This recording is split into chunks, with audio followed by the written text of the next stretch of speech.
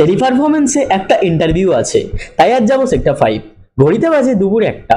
দুপুরে যাব কারণ জানো তো কর্পোরেট সেক্টর, যখনই ইন্টারভিউ দিতে যাও সেই সন্ধ্যায় হবেই।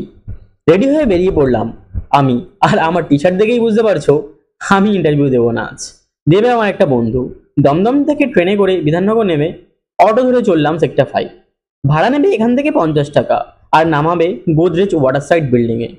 শিয়ালদা থেকে মেট্রো ধরেও যেতে পারতাম, কিন্তু ভাবলাম আজ অটো দিয়েই যাই। আমাদের ইউনিভার্সিটির পাশ দিয়ে চললাম।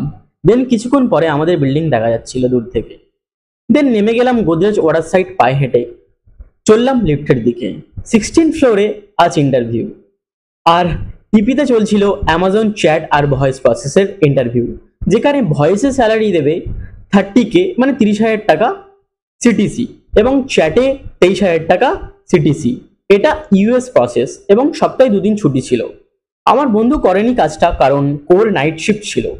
আর ঘড়িতে বাজে এখন 8:30। আমরা বেরিয়ে গেলাম বিল্ডিং থেকে।